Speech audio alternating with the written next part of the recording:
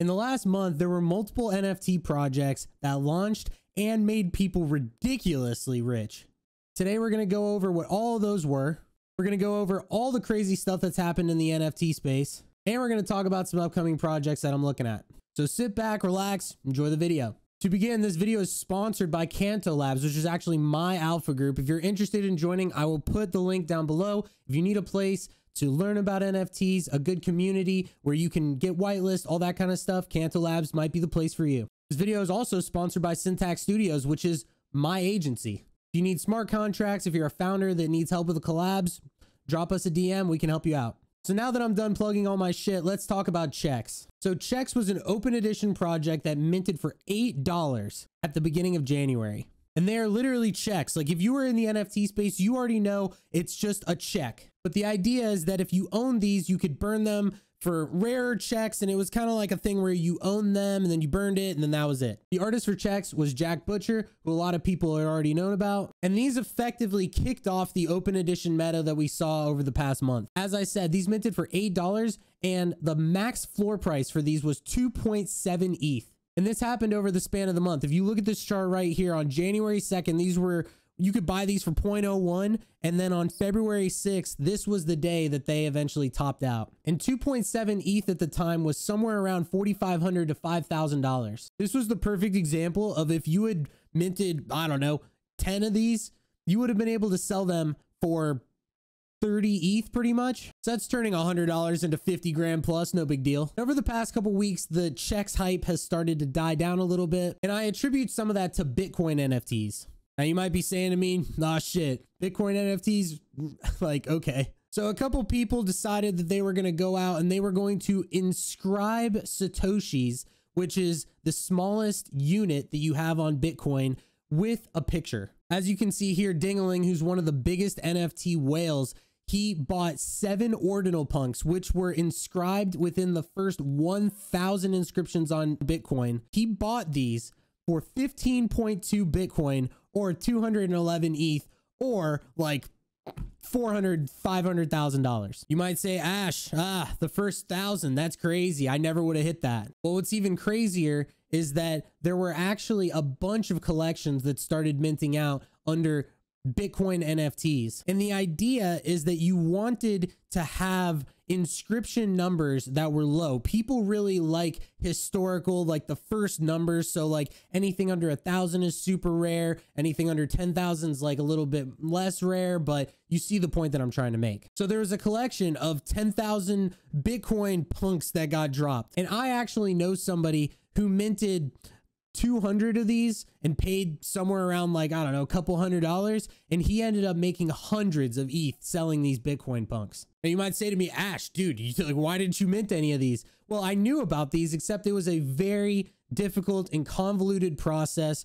where essentially you had to have a Bitcoin node, which was a pain in the ass to download, and there's no marketplace. So you had to be buying and selling these based off of trust in a Discord, and everything was being kept track of with a fucking spreadsheet. My take on Bitcoin NFTs, I think it's very cool, but at the same time, I think that the NFT space is very trendy. And while a lot of the people that did end up getting these Bitcoin inscribed NFTs are pumping them like crazy, like, oh my God, dude, like these are the first, first NFTs like on Bitcoin. Like, yes, could they have value? I think that they could down the road, but we've seen this before. This reminds me a lot of Reddit avatars when people were like, oh my God, these are the first Reddit avatars, like blah, blah, blah. And then like, I also saw this with ENS digits where like a lot of people were like, these are the first 999 digits on Ethereum, like gonna be super like sought after. And now the attention has moved off of that and onto other things. And I don't want to get too deep into the specifics, but this is a thread that I actually really like. It explains a lot about where these Bitcoin NFTs came from, how they become inscribed, why you could care, all that kind of stuff. So I'll link that down below. I personally faded these and I think I'm a dumbass for it, but what can you do? On to the next one, right? The next thing that I wanted to talk about is the Blur airdrop. So a lot of people know about Blur. They know that it's a marketplace that has a token. There's been this saying of farming the airdrop because the way that it worked is there was a system where if you were using Blur, you were earning these points that you could then turn into these airbox crates, things that you will be able to turn into money. And here's a thread that I found that actually is pretty interesting because it shows how some of the other marketplace coins like LooksRare and X2Y2 played out when they launched. Now, as you can see with this LooksRare token, that the coin dropped, it dumped a little bit, and then it mooned and it did like a 3x. Same thing with X2Y2, it dropped, mooned, and then it dumped forever. The thing that is different from these airdrops and the Blur airdrop is the fact that for LooksRare and X2Y2, the way that the airdrop was calculated was based off of OpenSea volume. Depending on how much volume a certain wallet did on OpenSea had a direct correlation to how many of these coins you got. The difference with Blur is there are people that have literally been farming this like crazy. They've been specifically trying to get as many points and boxes as they can because they know that this airdrop is going to happen, and so they've been farming it. And my worry is that we're in a place in NFTs currently where everybody that's in the space is sitting on Twitter and they're GMing and saying it back and who's my reply guy and all this kind of shit. And there's not a lot of traders. And so there's been a lot of these whale wallets, a lot of these big traders that have been spending their time over the past couple of months literally farming this airdrop. And they're going to want the money out of the time that they put into farming. Now, me personally, I would love to be able to drop a lot of money into this Blur airdrop and then have it moon 2 or 3x or something like that, and then pull the money out and be happy with those gains. And historically, if you look at any of these airdrop tokens, yes, they do moon and then they dump super hard and then essentially like never come back. It's risky. I wanted to put it on your radar. I may or may not play it, but I'm going to put these threads down below so you can check it out for yourself. Next, I wanted to talk about the Digidaigaku commercial that aired during the Super Bowl that everybody was talking about. So long story short, and it was depicted in this video that I posted right here, that essentially there was a commercial that came up. There was a QR code that you can see right there on the TV in the screen. And the idea was that you were going to be able to scan this QR code and be able to get a free mint. The Super Bowl is one of the most watched events across the nation, world, all that kind of stuff. And guess what? When you scan this QR code, it took you to Gabriel's Twitter. So this guy spent $7 million so that he could send people to his Twitter, and it brought you to a page where you could mint this NFT. Now, besides the fact that Gabriel's Twitter actually looks as if he's a robot, and this is one of like the way that he does his Twitter, it makes it look like he's like, it's so sketch. Like, I'm just gonna go out there, like, if you're directing people to this Twitter and you're just like, follow me, like this, click all these links, it's just like, I know that he has good intentions, but at the same time, like, he's gonna do things the way he's gonna do it. But when I saw it, I was just like, dude. Now what's cool is that if you did mint one of these ran to 0.5, 0.6, now they're sitting at 0.3, free money, right? I'm sure the way that he wanted to do it worked out perfectly. Just gonna leave it there. Happy for you. Digidaigaku, mass adoption, all that kind of stuff.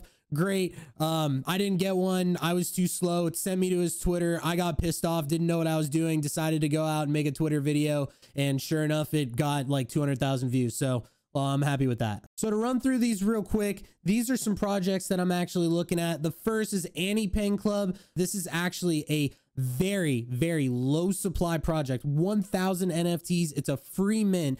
And you may say, okay, like, what's the deal with this? So it says Annie Pen Club is a project servicing various PNE games and introducing NFT service using Annie Pen IP. You might say, all right, what is that? Well, if you go look on their website, it's a new project based on the IP of the most beloved game in Korea with more than 100 million downloads. And if you go look at Google Play, you can see it right here. 202,000 reviews, 10 million plus downloads. So they already have a game that's wildly successful. There's only 1,000 of these and it's a free mint. Where this ends up going, I don't know, but to me, that's bullish. Next, I wanted to talk about Magic Batch, which is essentially going to be a very small group, a low supply type of NFT incubator on Polygon. I actually spoke to the founders of this. It seems as if they're going to use this as an incubator. A lot of really big names are going to be associated with this project. This is something that if you're personally bullish on Polygon,